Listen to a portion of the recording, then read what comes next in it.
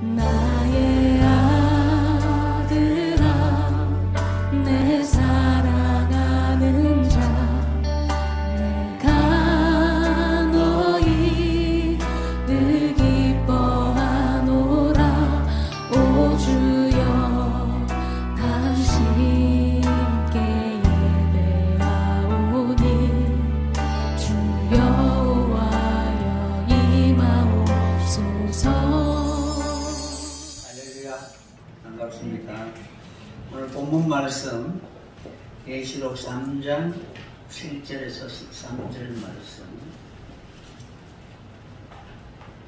계시록 3장 7절에서 13절 말씀 교독하도록 하겠습니다. 빌라델비아 교회의 사자에게 편지하라. 거룩하고 진실하사 다윗의 열쇠를 가지신 이 곧 열면 닫을 사람이 없고 닫으면 열 사람이 없는 그가 이르시되 능히 받을 사람이 없으리라. 내가 내 행위를 하노니 내가 작은 능력을 가지고서 내 말을 지키며 내 이름을 배반하지 아니하였도다.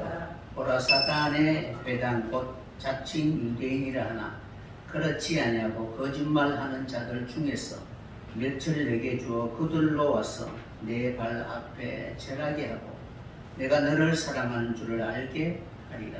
내가 나의 인생의 말씀을 지켰은즉 내가 또한 너를 지켜 시험의 때를 변하게 하니 이는 장차 온 세상이 임하여 땅에 거한 자를 시험할 때야. 내가 속히 오리니 네가 가진 것을 굳게 잡아 아무도 내 면류관을 빼앗지 못하게 하라. 이는 여전히 하나님 성전의 기둥이 되게 하리니 그가 결코 다시 나가지 아니하리라. 내가 하나님의 이름과 하나님의 성 곧 하늘에서 내 하나님께로부터 내려오는 새 일사들의 이름과 나의 새 이름을 그 위에 기록하리라. 다같이 귀 있는 자는 성령의 교회들이 하시는 말씀을 들을지어다. 아멘. 계시록 3장 7절에서 13절까지 함께 합독하였습니다. 합독한 말씀을 통하여 대주제는 시험의 때에 면류관을 지키라이고, 오늘 전거해 드릴 제목은 빌라델비아 교회와 다윗집 열쇠라는 제목입니다. 우리가 살아가면서 잊을 수 없는 그런 흔적들이 있을 것입니다. 내 영혼 속에, 내 삶 속에 충격으로 다가오든지 아니면은 큰 내 개인의 삶의 전환점이 되는 그러한 순간을 결코 잊을 수 없을 것입니다. 하나님은 살아계시고 그 살아계신 하나님이 오늘 또 우리의 영혼 속에 찾아오셔서 결코 잊을 수 없는 그런 시간이 되었으면 합니다. 코로나로 인하여 여러분들이 몇 년도에 어떤 사건이 있었다, 이런 일들은 잘 기억하잖아요. 2015년 메르스 사태나 뭐 여러 가지 사스나 뭐 이런 부분들은 기억하는데 영적인 그런 부분에 대해서는 잘 인식하지 못할 때가 있습니다. 그러니까 우리 육신은 실제적으로 그런 환경 속에 고통을 당하기 때문에 쉽게 잊을 수 없는데 내 영혼은 그것을 잘 인식하지 못하고 있습니다. 우리 영혼 속에 수많은 일들이 보이는 세상에서 벌어지는 것처럼 영적인 그런 일들도 분명히 수없이 우리의 인생 가운데 스쳐 지나가고 있을 것입니다. 그때마다 여러분이 누구인가, 그리고 내가 어디로 가고 있는가를 인식할 수 있는 그런 소중한 기회가 된다면 어느 누구도 내 인생에 대하여 아니라고 할 수 없는 확실한 나의 정체성을 발견할 수 있으리라고 생각합니다. 그래서 이번 코로나로 인하여 여러 가지 주제, 1년 동안 월별로 주제를 정해 놨는데 때로는 그 주제에 맞게 설교를 하지 못하고 지나가기도 했습니다. 그래서 8월달은 일개월 흰옷을 예배하라라는 그런 제목인데, 우리 이러한 여러 가지 제약으로 인하여 하나님 앞에 가까이 가지 못하는 그러한 일로 인하여 우리 자신의 정확한 현재 영적 상태, 그러한 부분을 잘 점검하지 못할 때가 있습니다. 또한 9월, 10월은 시험의 때에 면류관을 지키라입니다. 그런데 어느덧 9월 달도 다 지나가고 이제 한 달밖에 남지 않았습니다. 그래서 여러분들이 이러한 제목을 통하여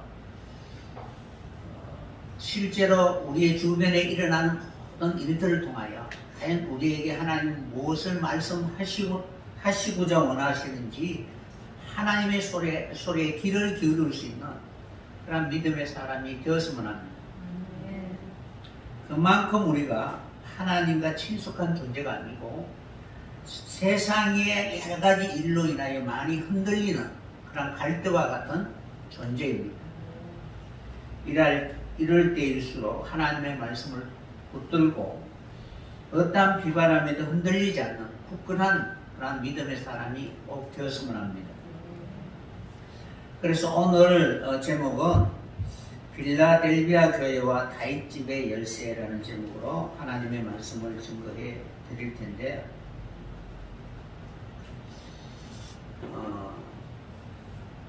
9월, 10월 빌라델비아 교회가 우리의 신앙에 있어서 내가 배워야 되고, 그리고 그 교회를 통하여 우리에게 하나님이 약속하신 그런 진정한 하늘의 모든 그런 자원들을 풍성히 유업으로 받을 수 있는 귀한 기회가 되었으면 합니다. 우리가 살아가면서 가장 소중한 단어들이 있잖아요, 그죠? 신앙인들에 있어서 결코 잊을 수 없는, 신앙인이라면 반드시 알아야 할 단어들이 있습니다. 믿음, 소망, 사랑이잖아요, 그죠? 그러니까 믿음 생활을 하고 있는데 믿지 못한다 라는 것은 신앙인이 될 수가 없겠죠. 그러니까 믿기는 믿는데 현실에 만족한다면 믿음의 사람이 될 수가 없습니다. 그리고 마지막에는 사랑으로 온전해져야 하는 것입니다.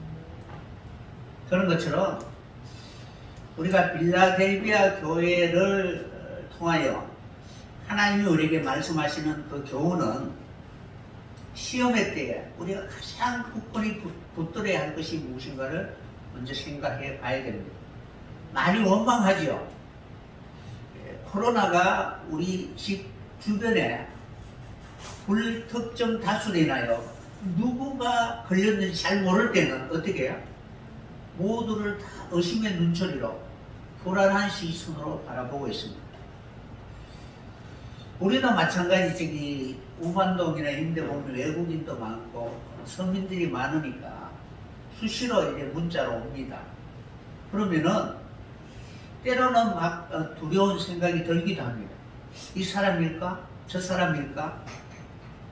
이런 생각이 드는데, 이러한 믿지 못하는 그런 시대에 과연 우리는 그런 환경이나 상황 속에서 무엇을 붙들어야 하는가를 분명히 알아야 되는 것입니다.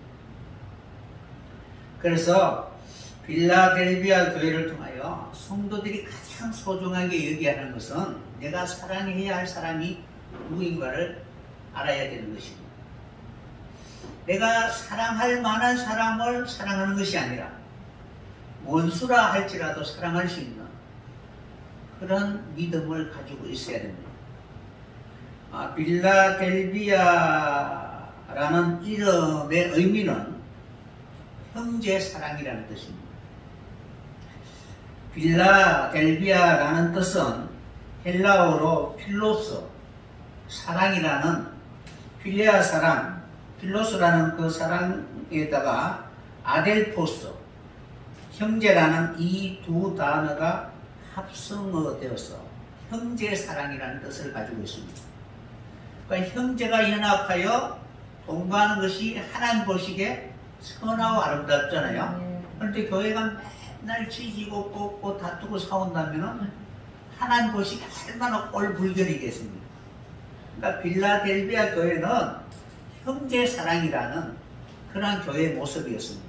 우리 교회는 어떤 모습이었으면 좋겠습니까? 형제사랑. 같은 피를 이어받았고 같은 씨를 가지고 하나님이 바라 원하는 그런 모습으로 살아갈 수 있는 그런 교회가 되어야겠죠. 여러분 한번 서로 한번 보세요. 하나님의 아들이라는 그 피와 씨를 이어받았습니까? 그런 형상과 모습이 있어야 되잖아요.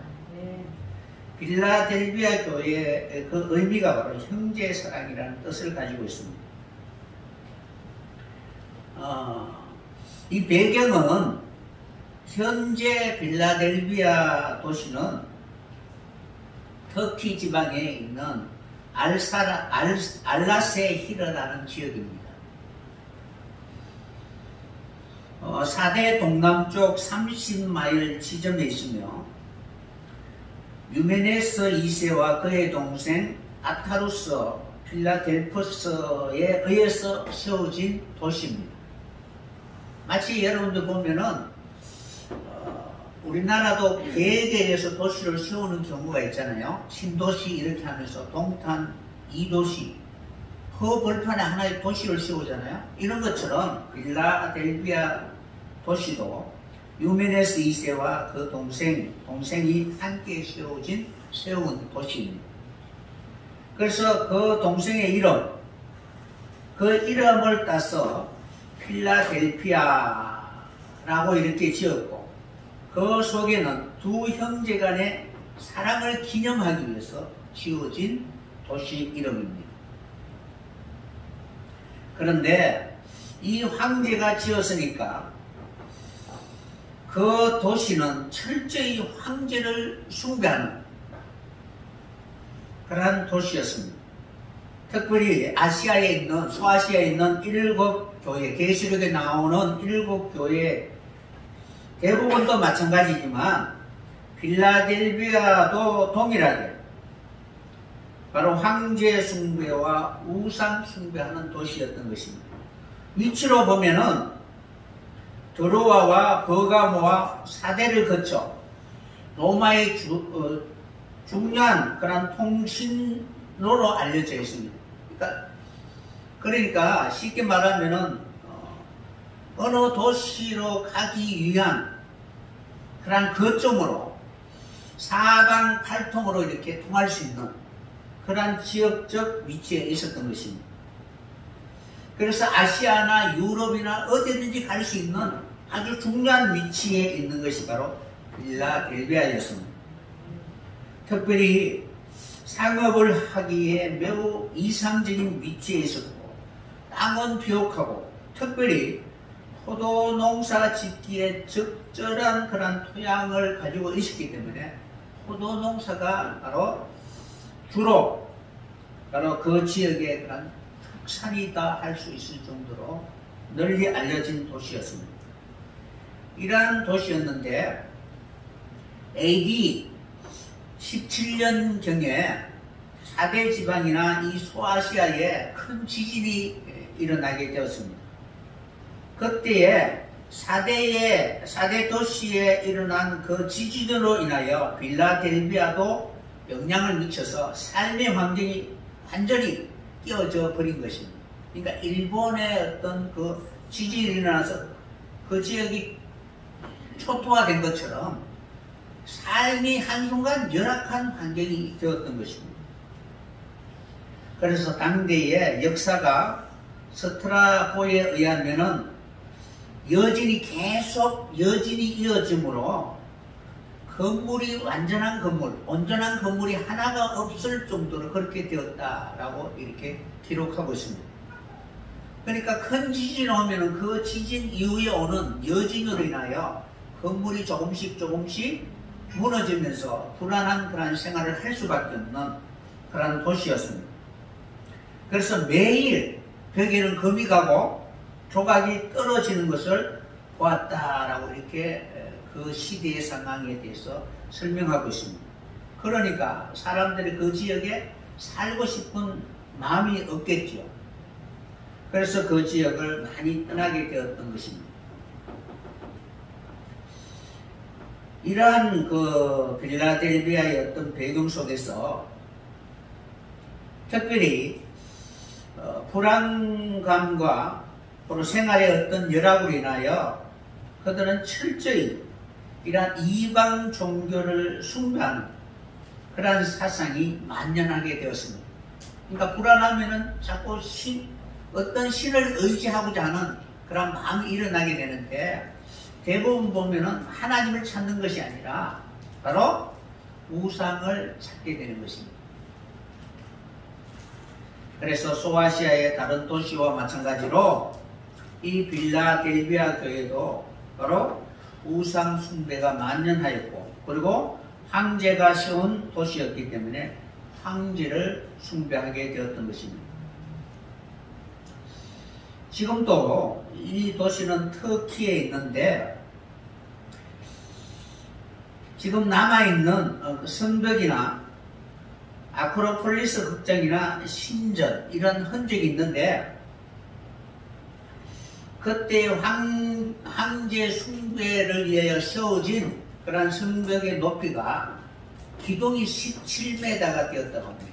그러니까 그 기둥에 의해서 숭배된 그런 신전이 얼마나 큰 그런 신전이었는가를 우리는 미리 바로 미루어 짐작할 수가 있는 것입니다.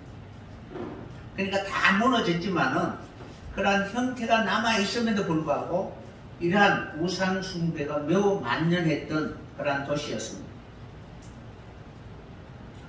그래서 이러한 종교적 풍토 속에서 빌라델비아 교회 교인들은 작은 능력을 가지고도 주의 이름을 배반치 않고 복음의 사역을 위하여 오직 어떤 그런 고난과 핍박 속에서도 그 순결함을 지켜나가려고 노력하였던 그런 성도들이었습니다. 그 당시에 이러한 예수를 믿는 그런 신자를 유대인들이 매우 많이 방해를 하였습니다. 그러니까 유대인의 관계에도 불구하고 빌라델비아 교회 성도들의 믿음은 결코 흔들리지 않았다는 것입니다. 그러니까 통치는 로마가 통치하였고, 황제를 그 당시의 시대는 어떻게 생각했느냐 하면은 신이 현존한 현신이다라고 생각했는 것이 황제라는 거예요. 그러니까 신은 보이지 않는데, 보이지 않는 신이 나타나서 황제를 통해서 통치하고 있다. 그러니까 현존한 신이 황제다라고 믿고 있는 그런 때였습니다. 그러니까 이 황제는 법과 질서의 수호자이며 그 지역의 번영과 생명을 보존할 수 있는 신이기 때문에 숭배하게 되었던 것입니다. 특별히 이 빌라델비아 지역의 대표적인 그런 종교가 황제 숭배. 그러니까 왜 황제를 숭배하지라고 의심할 수는 있잖아요. 지금 이 시간에. 이 시대는 그렇게 의심할 수는 있지만 그 시대에 모든 정치, 종교나 모든 부분에 있어서 관여하고 다스리고 지배하는 힘을 가지고 있는 황제가 신이 현존한, 현재 바로 현존한 신이다라고 믿고 있었기 때문에 황제를 숭배하였던 것입니다. 그런 사상에 빠지게 되면은 이단들 보면 교주를 신이라고 하여서 신처럼 섬기잖아요. 그런 사상이 어느 시대든 다 있었지만 특별히 바로 이 빌라델비아 교회에 있었습니다. 그러함에도 불구하고 열악한 환경 속에서 황제의 어떤 근화하는 절대적임에도 불구하고 이 빌라델비아 교회는 작은 능력을 가지고 신앙을 지켜나가고 있었던 것입니다. 특별히 이 지역에 미래 종교라는 의식을 비밀하게 행하는 신비적인 그런 종교가 있었습니다. 그러니까 미래 종교는 무엇이냐면은 죄를 씹는 의식, 그러니까 황소를 잡아서 피로 목욕을 합니다. 이렇게 해서 바로 죄를 씻어서 하나님 앞에 구속을 받는다는 이러한 성례식이 많이 있었습니다. 그러니까 우리는 기독교에 보면은 부활절이나 세례식이나 이런 식으로 해서 이제 1년에 한 번 정도 이렇게 드리지만은 이 미래 종교는 이러한 죄를 짓는 그러한 존재들에게 그 죄를 씻을 수 있는 의식이 바로 황소를 잡아서 피로 목욕하는 것입니다. 그것이 비밀리에 행해졌다는 거예요. 그리고 무엇보다도 금욕을 강조하는 그러한 종교였습니다. 또한 사이벨교라는 것이 있는데 이 종교는 어떤 종교냐면은 고행으로 채찍질을 통하여 자기를 이렇게 채찍하는 종교입니다. 그리고 구걸하는, 보면은 동남아시아나 이렇게 보면은 이제 중이 나가서 이렇게 뭐 목탁을 두드리고 이제 적선을 해달라고 이렇게 이야기하잖아요. 이런 것처럼 이 종교 지도자들이 보행과 구걸 행각, 제사장들이 하는 그런 종교였습니다. 이 종교는 3월 22일 아티스 신의 죽음을 조장하고 피해 제전을 들었습니다. 그리고 난 뒤에 3월 17일부터 22일까지는 힐라리아 신의 부활을 기념하는 대규모 축제로 이렇게 바로 그 지역에 널리 알려져 있었던 것입니다. 그러니까 하나의 축제가 되었던 것입니다. 그런 것처럼 고행과 그리고 끊임없이 자기를 부인하는, 그러니까 무소유 의식을 가지고 고행하면서 나중에는 바로 부활을 소망하는 그러한 종교적 특징을 가지고 있었던 것입니다.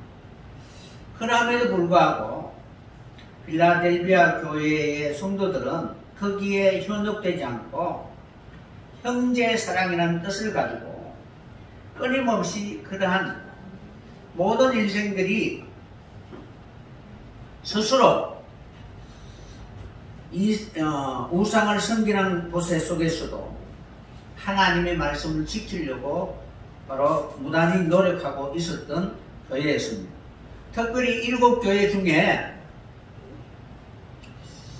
다른 여타의 교회들은 주님의 책망을 받았지만 빌라델비아 교회는 바로 책망을 받지 않는 교회였습니다. 작은 능력을 가지고도 주의 말씀을 지킨 교회라고 이렇게 칭찬을 받았던 교회였습니다.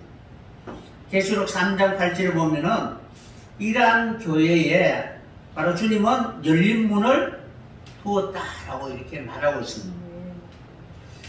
만약에 우리에게 하늘 문이 닫힌다면은 수많은 미혹과 위협 속에서 우리 자기 자신을 지킬 수 있는 그런 능력은 상실하고 말 것입니다. 그런데 빌라델비아 교회에게는 주님이 바로 다윗집 열쇠를 가지고 그들 앞에 열린 문을 두었으니까 위기와 어려움 속에서도 얼마든지 바로 그는 그 위기를 넘을 수 있는 그런 하늘의 도움을 받을 수 있는 그런 교회였던 것입니다. 그러므로 열린 문을 두었기 때문에 능히 닫을 존재가 없었던 것입니다. 왜냐하면은 주님은 내 행위를 아노니 내가 적은 능력을 가지고도 내 말을 지키며 내 이름을 배반치 아니하는 그런 충성됨을 보였기 때문에 주님은 빌라델비아 교회에게 열린 문을 주신 것입니다. 이 내용에 대해서 문자적으로 어떻게 설명을 하느냐 하면은 빌라델비아 교회에 열린 문을 두었기 때문에 그 지역의 고인들은 여러 지역에 복음을 전할 수 있는 기회가 항상 열려 있다라고 이렇게 설명하고 있습니다. 그러니까 예를 들어서 어느 지역을 가기 위해서는 반드시 그 지방을 통과해야 되잖아요. 그럼 들어오는 문을 막아버리고 나가는 문도 막아버리면 다른 지역으로 갈 수 있는 길이 막혀버리잖아요. 그런데 빌라델비아 교회의 지역적 위치가 바로 이러한 유럽과 아시아를 연결할 수 있는 그 길이 바로 열려 있었다는 거예요. 만약에 어떤 황제가 그 지역을 통치하면서 그 길을 막아버린다면 서로가 교류가 이루어지지 않게 되는 것입니다. 그러니까 환경적으로는 열려져 있고 그러한 환경 속에서도 복음을 전할 수 있는 길이 열려져 있다라고 이렇게 말하고 있습니다. 그래서 그런 내용을 고린도후서 2장 12절에 보면은 사도 바울은 복음 전도의 문,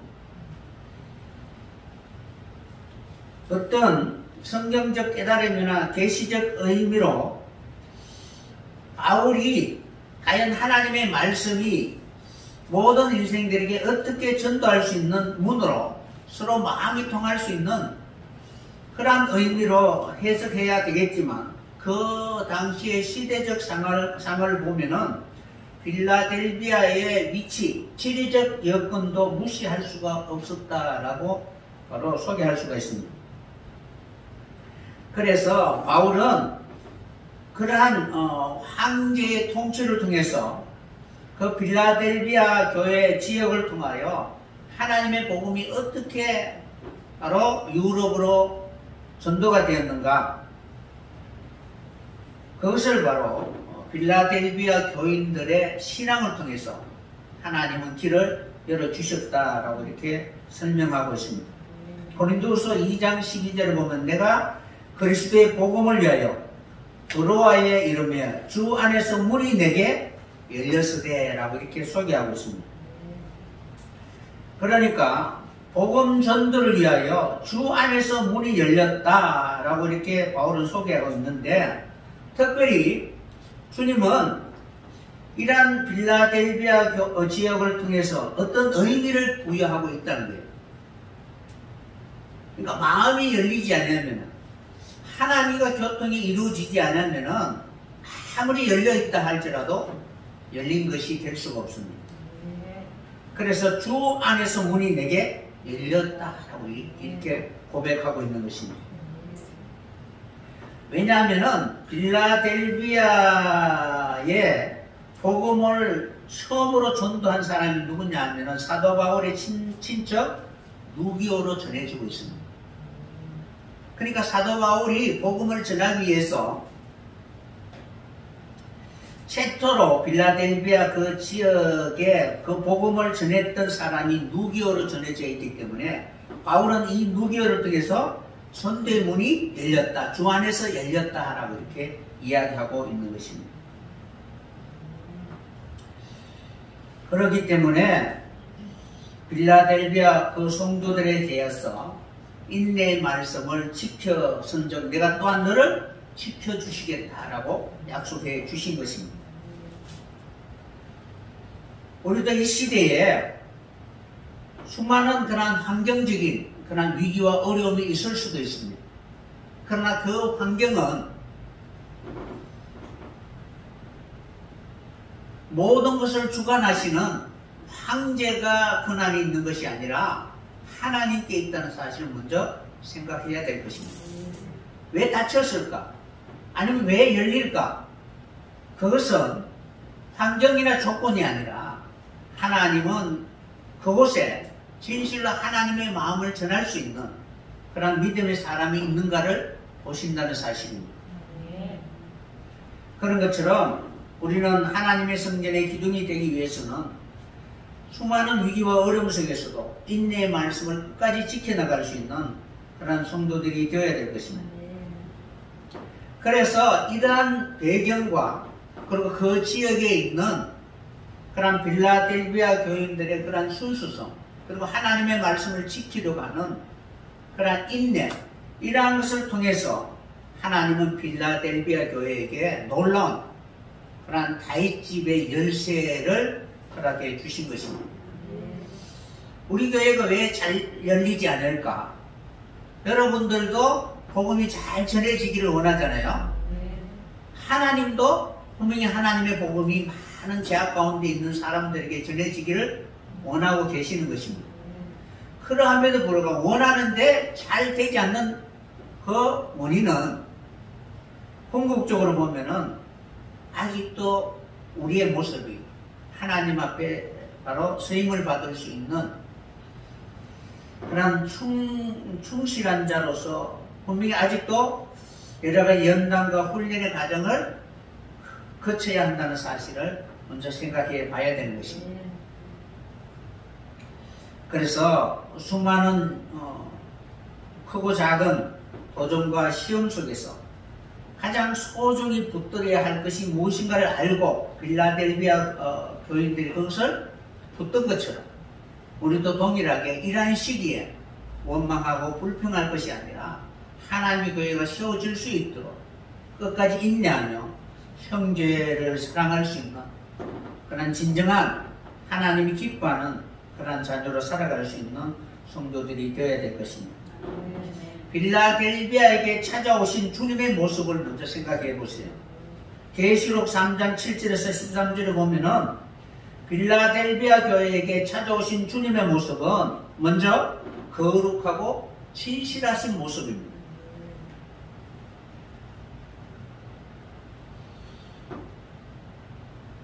전혀 자신의 행위를 알지 못하는 자들에게는 하나님이 심판주로 오신다든가 아니면은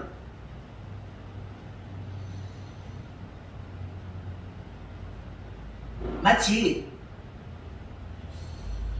전혀 우리가 인식하지 못하는 그런 순간에 큰 충격으로 너 그렇게 살면은 버릴 거야 라고 한다든가 이런 모습이 아니고 이 빌라델비아 교회에 찾아오신 그런 인자 같은 이의 모습이 바로 거룩하고 진실한 모습으로 찾아오셨다는 사실입니다. 거룩은 하나님의 속성이요, 본질적 속성입니다. 그러니까 일반적인 그런 많은 신들 그렇게 보는 것이 아니라 바로 천지를 창조하신 하나님이 누구냐 라고 이렇게 소개를 한다면 하나님은 거룩하신 분이라는 거예요. 그러니까 하나님의 본질적 속성이 바로 거룩입니다. 그리고 그 거룩에서 나오는 그런 행위가 진실이라는 거예요. 거룩한데 진실하지 못하다. 이거는 말이 맞지 않겠죠. 거룩하고 진실하다는 거예요. 결코 거짓이 있다면 거룩한 존재가 될 수가 없습니다. 그러므로 거룩은 철저히 죄와 더러운 부패와 구별되어야 하는 것입니다. 인생은 본질이 그런 죄의 체질을 갖고 있는 그런 첫사람의 피를 이어받은 존재입니다. 그런데 빌라델비아 교회에 찾아오신 주님은 거룩하고 진실한 모습으로 찾아온 것입니다.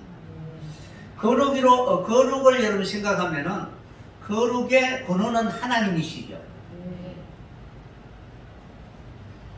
그리고 이 땅에 거룩하신 하나님이 찾아오시는 장소가 성소라는 거예요. 거룩한 장소가 성소라는 거예요. 특별히 하나님과 관계없는 거룩한 장소는 결코 있을 수가 없습니다. 하나님이 찾아오시는 곳이 거룩한 장소의 성소라는 것입니다. 그리고 하나님을 만날 수 있는 그 시간은 바로 우리에게는 안식이라는 거예요. 그러니까 예배의 시간이겠죠. 특별히 하나님이 찾아오지 않는데 안식일이다라고 할 수가 없을 것입니다. 거룩하신 하나님이 바로 찾아오시는 그 장소가 거룩한 성소이고 그 시간에 함께 예배드릴 모든 사람들이 진정한 거룩한 시간, 그 때를 만나는 그런 시간이라는 것입니다. 그래서 거룩의 그 근원은 주님이시고 오늘 또 이곳이 바로 주님이 찾아오시는 거룩한 성소가 되었으면 합니다. 여러분 한 사람 한 사람에게 거룩한 주님을 만나게 되면 여러분의 영혼은 이제 죄의 구속을 받는 것이 아니라 하나님이 영원한 그런 은혜로 말미암아 안식을 누리며 살아갈 수 있는 그런 축복의 시간이 되게 될 것입니다. 그것이 바로 거룩이라는 의미입니다. 그리고 진실이라는 단어는 부정을 뜻하는 적두어 아라는 단어와 남의 눈을 피한다는 뜻인 레도와 그리고 란다로라는 단어가 합쳐진 것이 진실이라는 것입니다. 그러니까 남의 눈을 피할 필요가 없는 존재. 그러니까 참이기 때문에 남의 눈을 피하지 않는 것이 진실이라는 거예요. 그러니까 의식한다는 것은 무엇인가 속에는 굉장한 것이 있겠죠. 그러니까 여러분들이 세상에 나가면은 잘 숨기려고 하잖아요. 근데 지금은 뭐 여러분들이 이제 여러 가지 연단과 훈련의 과정을 거쳐왔기 때문에 예수를 믿고 있다는 것을 숨기려고 안 하잖아요. 그죠? 그런데 이러한 연단과 훈련의 과정을 거치지 않으면 자신의 존재를 잘 숨기려고 하는 거예요. 혹시 내가 하나님을 믿는다라고 이렇게 말하면 혹시 피해를 보지 않을까? 아니면 욕하지 않을까? 이런 여러 가지 자신의 삶에 대한 가오나 허물이 있으면 하나님 앞에 영광이 되지 않을까 하는 그런 생각으로 잘 숨기려고 한다는 것입니다. 그런데 남의 눈을 의식하지 않는 이러한 상태가 되었을 때 진실하다라는 뜻입니다. 그러니까 이 빌라델비아 교회에 찾아오신 그러한 인자 같은 이의 모습이 바로 거룩하시고 진실한 모습으로 나타나오셨다는 것입니다. 그러한 모습으로 빌라델비아 교회에게 오셔서 내가 진실이요 내가 거룩이다라는 것을 나타내 보여주고 싶은 것입니다. 그래서 너희의 믿음 속에 열린 문을 통해서 세상 사람들이 어떠한 시선으로 본다 할지라도 주님이 인정해 주시는 그런 교회를 통하여 어떠한 위기 속에서도 뒤로 물러가거나 침륜에 빠지거나 아니면은 고통 가운데 있는 것이 아니라 오히려 영혼은 자유를 누릴 수 있는 그러한 그 길을 바로 그 권세를 주님께서는 빌라델비아 교회에게 주실 것을 약속해 주신 것입니다. 그러한 모습으로 오신 분이 이제 다윗집의 열쇠를 가지고 빌라델비아 교회에게 바로 보여주시는 것입니다. 정말 하나님 앞에 진실한 교회가 되기 위해서는 하늘 문을 여시고 그리고 하늘이 열리고 당신의 삶을 통하여 하나님 앞에 충성된 삶을 증거해 주신 것처럼 바로 빌라델비아 교회에게 그 열쇠를 주시겠다는 것입니다. 이 빌라델비아 교회에게 주님은 다윗집의 열쇠를 가지고 찾아오신 것입니다. 다윗집의 열쇠를 가지신 이는 곧 열면 닫을 사람이 없고 닫으면 열 사람이 없는 그분이 빌라델비아 교회에게 바로 말씀해 주시는 것입니다.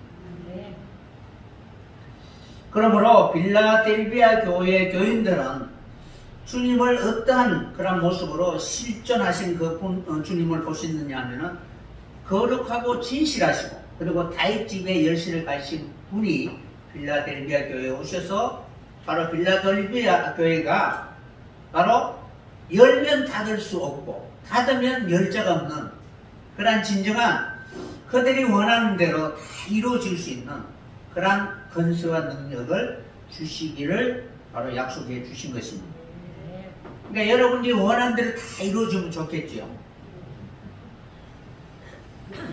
이 빌라델비아 교회에게 그것을 바로 보여주신 것입니다. 그러면 다윗집의 열쇠, 다윗집의 열쇠를 여러분들이 받아야만이 여러분 원하는 대로 다 이루어지게 될 것입니다. 여러분 다윗집 열쇠 받고 싶으시죠?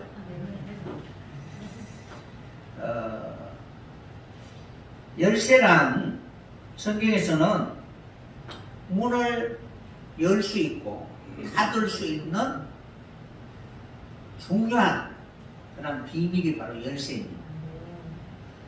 그래서 필요한 사람에게는 열어서 바로 들어오게 하고 필요 없는 사람에게는 닫아서 들어오지 못하게 하는 그런 권세를 가지고 있는 것이 열쇠라는 것입니다.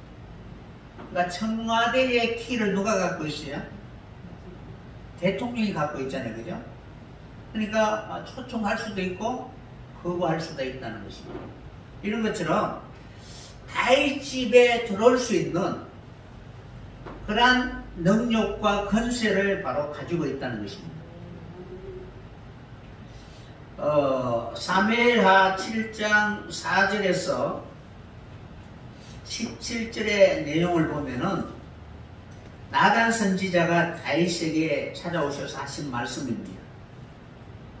그때에 다윗에게 하나님이 거할 집을 건축하겠느냐 라고 하니까 다윗은 건축하고 싶었습니다. 그러함에도 불구하고 피를 많이 흘렸기 때문에 너는 내가 거할 집을 건축할 수 없다라는 그런 내용입니다.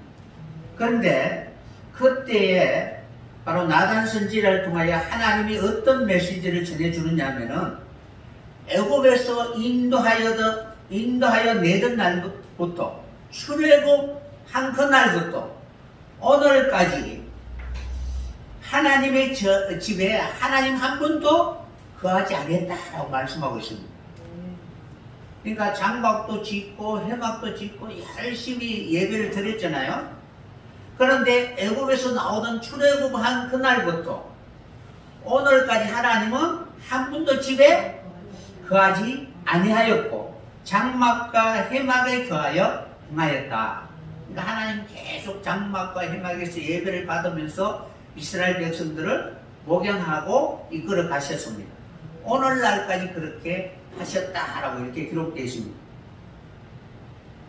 그때에 하나님이 이스라엘 백성들 40년 동안 이스라엘 백성들과 더불어 행하면서 이스라엘 백성들을 먹이라고 명하였지만 그러나 하나님의 집을 어느 지파에게 건축하라고 한 번도 하지 않았다라고 말씀하셨습니다.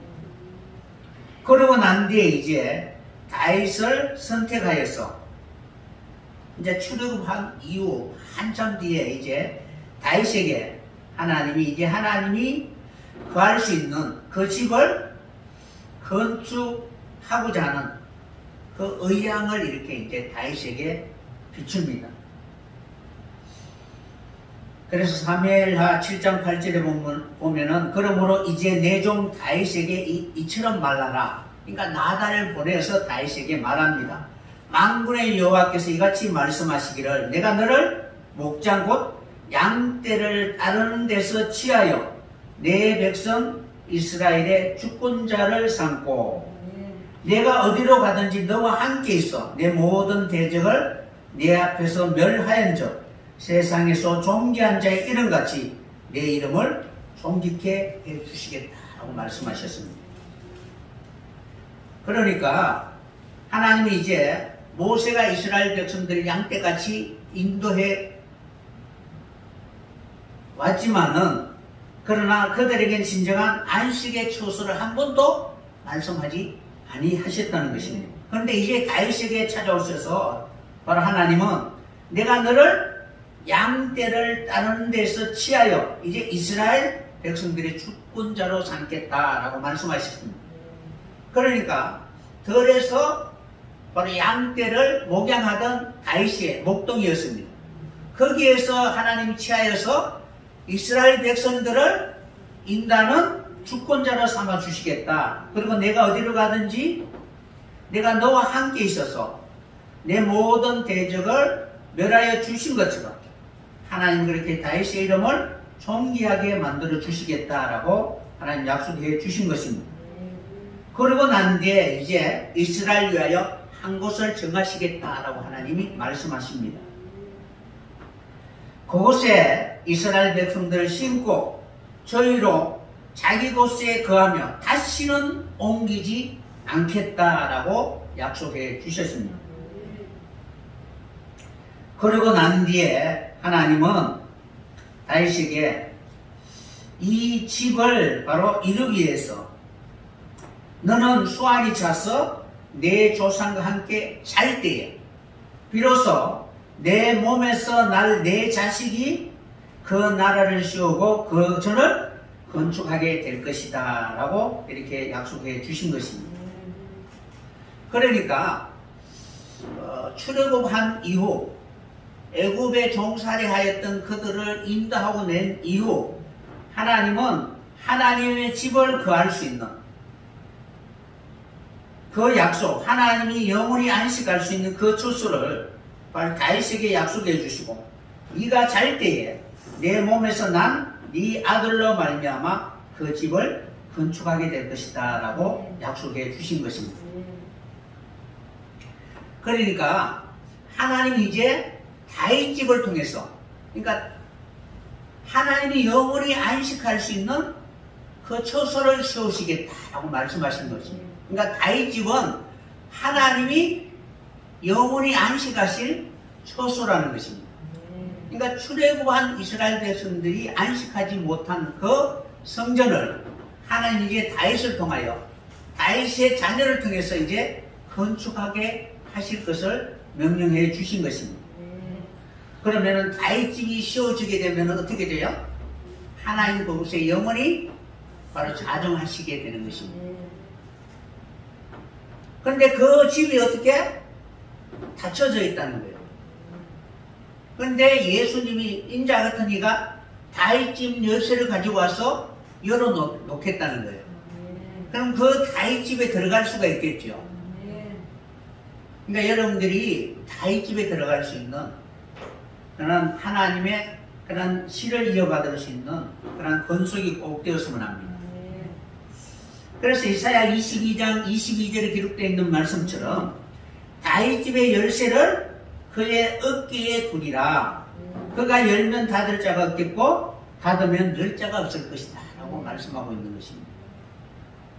근데 이 내용을 근거로 해서 바로 마태복음 16장과 계시록 3장에 바로 다윗 집의 열쇠가 어떠한 그런 하나님의 구속의 일을 바로 우리에게 보여주시는가라는 것을 먼저 생각해 봐야 되는 것입니다. 그런데 이 다윗 집이 열리게 되면은 그곳에 무엇이 있느냐 하면 누가복음 1장 69절에 보면은 이스라엘 백성들을 위하여 구원의 불을 그 다윗 집에 일으키시겠다라고 약속해 주신 것입니다. 그러니까 구원의 불이 그곳에 하나님이 일으킬 때에 그것이 열리게 되면은 모든 자들에게 원수에서 구원하는 그 구원이 이루어지게 되는 것입니다.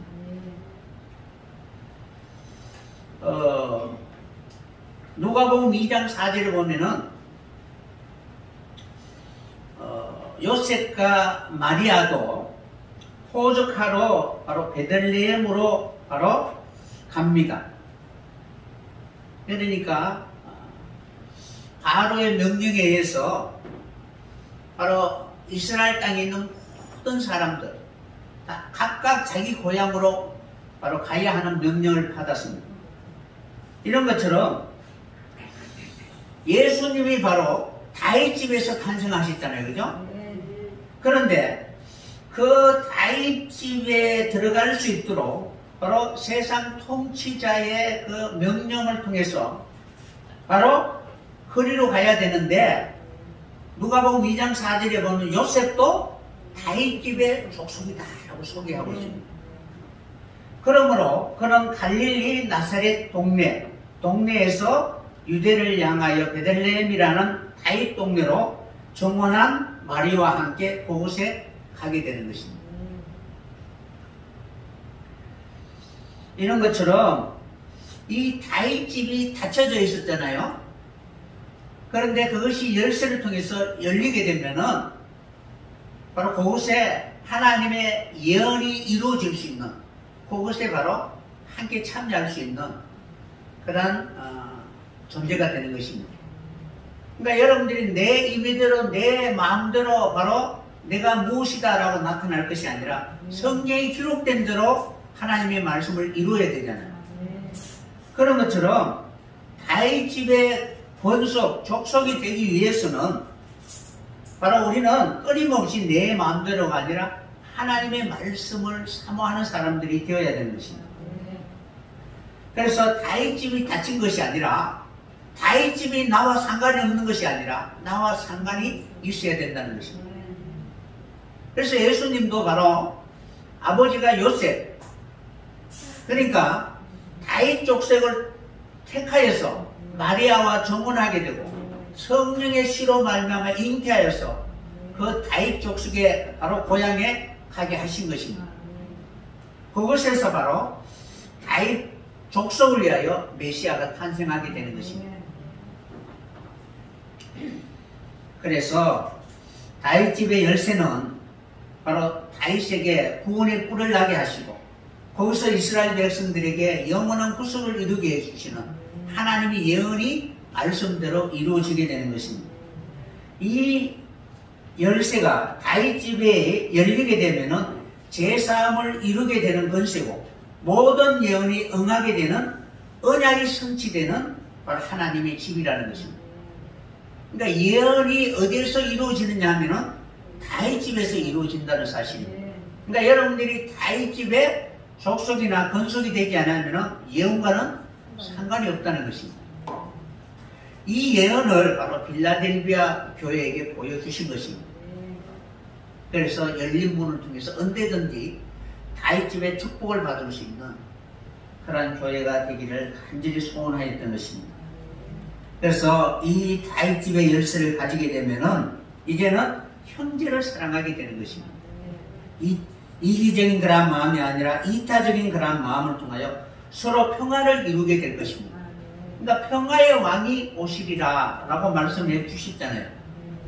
이런 것처럼 우리의 마음이 이러한 이타적인 마음으로 충만한 그런 성령의 충만한 그 처소에서 진정으로 주님 보시기에 합당한 모습으로 살아갈 수 있는 여러분이 된다면 이는 열쇠를 소유하여 주님이 사망을 이기신 것처럼 우리도 동일하게 사망의 권세를 깨뜨리고 진정으로 하늘에 넉넉히 들어갈 수 있는 그런 하나님의 자녀가 되게 될 것입니다.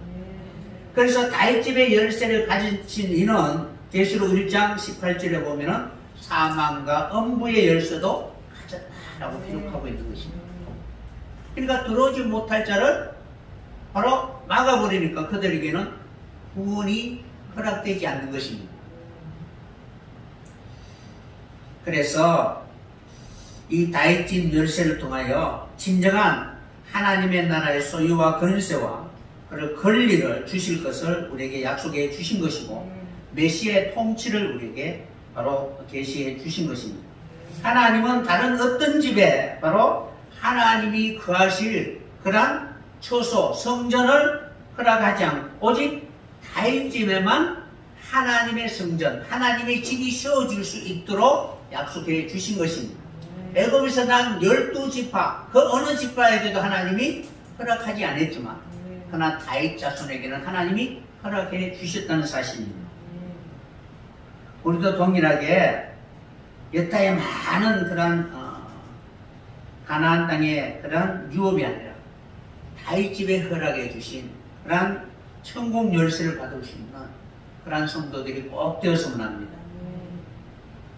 그래서 성경의 모든 예언은 다윗 집을 통하여 이루어질 것입니다. 예수님도 다윗 집을 통하여 말씀을 성취하기 위하여 요셉의 자손으로 오신 것입니다. 왜 요셉이냐? 요셉은 다윗의 족속이었기 때문에 그렇습니다. 그러므로 다윗 집이라는 의미, 왜 다윗 집을 하나님이 택하였느냐? 그 의미를 여러분이 먼저 생각해 봐야 될 것입니다. 다윗이라는 그 이름은 히브리어로는 다비드입니다. 그 뜻은 무엇이냐면은 사랑함이라는 뜻입니다. 그러니까 다비드라는 뜻이 사랑하다라는 뜻입니다.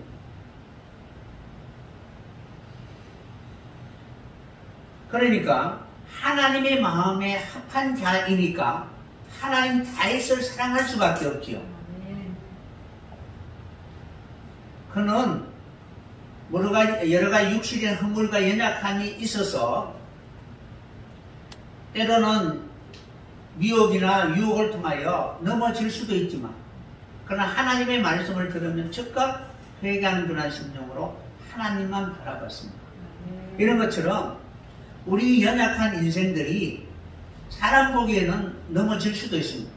그러나 이것만은 하나님과의 그 관계 속에서 하나님의 마음이 무엇인가를 이해하려고 하는 그런 마음을 가지고 있어야 되는 것입니다. 하나님을 사랑하고 형제를 사랑하고 이웃을 사랑할 수 있는 여러분이 꼭 되었으면 합니다. 그러니까 다비드라는 것은 사랑이라는 단어입니다. 그러니까 어찌하든지 그는 허물이나 이런 것이 아니라 하나님이 나를 사랑해 주신 그 사랑으로 사랑하기를 원했던 것입니다.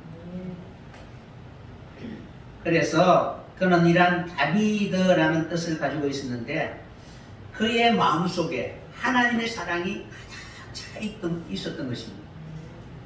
그러니까 다윗집이라는 것은 서로 사랑할 수 있는 그러한 상태라고 볼 수가 있습니다. 어떤 인물이 아니라 그의 상태, 다윗의 그런 하나님에 대한 믿음의 상태를 보면은 항상 하나님의 그 말씀에 순종하려고 하는 그런 마음을 가지고 있었던 것입니다. 그래서 나단 선지를 통해서 너는 하나님의 집을 짓지 못할 것이다, 이 아들로 말미암아 바로 하나님 영원히 거할 수 있는 그런 집을 세우겠다라고 이렇게 말씀하고 계십니다. 그래서 다윗은 잠들었지만, 그러나 마지막에는 분명히 영원히 그 집이 세워지게 되면 그곳에서 힘을 얻게 될 것입니다. 집이라는 의미, 다윗이라는 사랑이라는 단어고, 그것을 모을 수 있는, 그러니까 그 사랑을 이렇게 서로 교제하고 나눌 수 있는 그런 공간이 있어야 되잖아요. 그러니까 오늘 만났다가 내일 헤어지고 이것이 아니라 영원할 수 있는 그러한 공동체가 있어야 되는 것입니다. 집이라는 의미는 바이트, 히브리 단어는 바이트라는 단어를 사용하는데 가족이라는 뜻을 가지고 있고, 그리고 집이라는 뜻을 가지고 있고, 그리고 그 가정에 일어나는 모든 가정사, 가정의 일 전체도 바이트, 집이다라고 이렇게 설명할 수가 있습니다. 그러니까 집이라는 것은 건물이 아니고 그 안에서 생활하는 모든 역사까지도 포함하고 있다는 거예요. 그러니까 우리 집에 올래라고 하면 건물을 보여주는 것이 아니고 우리 집의 어떤 생활이나 관계나 이런 것을 보여준다는 것이잖아요. 그죠? 그런 의미처럼 다윗 집이라는 것은 다윗이 하나님과의 그 관계 속에서 하나님을 어떻게 개입하시고 그를 이끌어 가시고 하나님 앞에 사랑하는 그런 존재가 되는가를 하나님이 동행하셔서 다윗과 함께 그 모든 것을 이루어가는 것을 하나님은 보여주시겠다라는 그런 의미를 가지고 있습니다. 바이트라는 단어를 사용하는데 이 단어는 창세기 6장 14절에 보면 어떻게 기록되어 있느냐 하면은 노아가 하나님의 명령을 받고 바로 사람들의 폐악이 간영하여 하나님 심판을 내리시잖아요.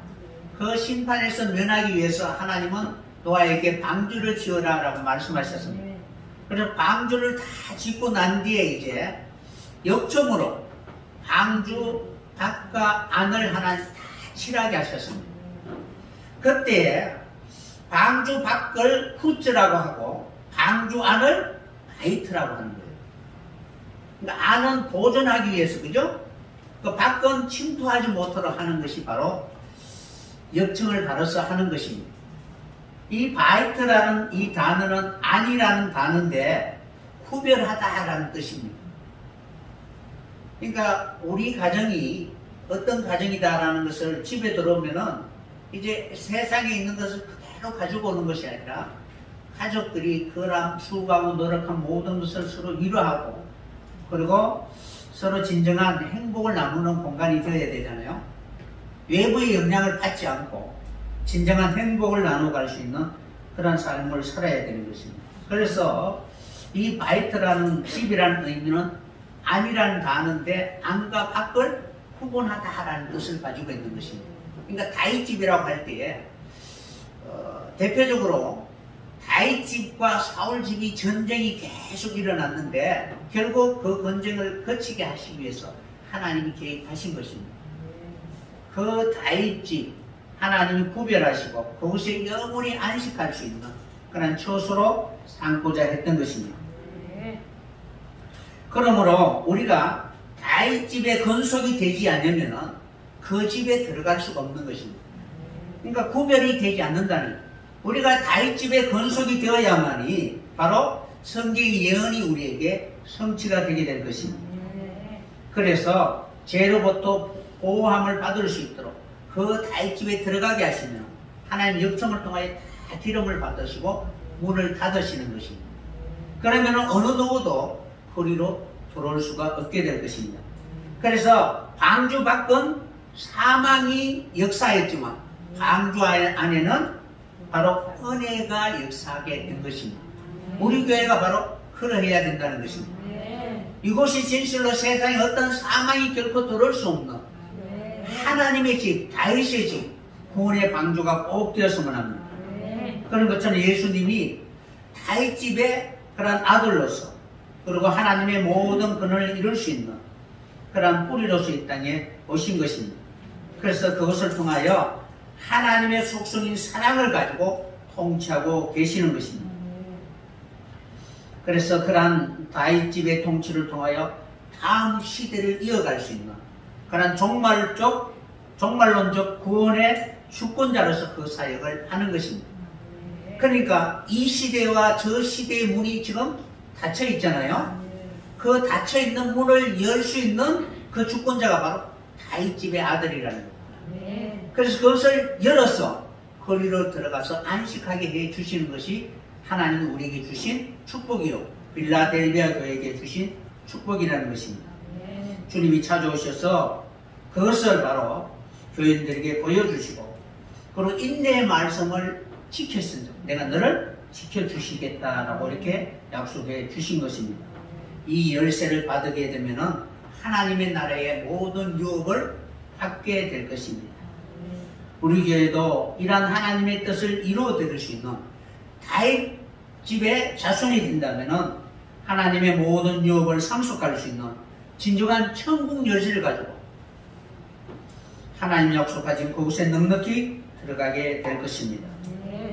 베드로의 믿음을 보시고 천국 열쇠를 약속해 주신 것처럼 빌라델비아 교인처럼 우리의 믿음이 하나님 앞에 칭찬받을 수 있는 믿음의 사람이 꼭 되었으면 합니다. 서로 사랑하고 형제를 위하여 기도하고 허물을 바라보지 않고 그것을 함께 넘어설 수 있는 진정한 주님의 통치가 이루어질 수 있는 교회가 된다면 빌라델비아 교회와 같이 다윗 집의 열쇠를 통하여 하나님의 모든 그런 나라의 진정한 주인공이 되리라고 믿습니다. 이러한 축복에 함께 참여할 수 있는 성도 되시기를 예수님의 이름으로 간절히 축원합니다.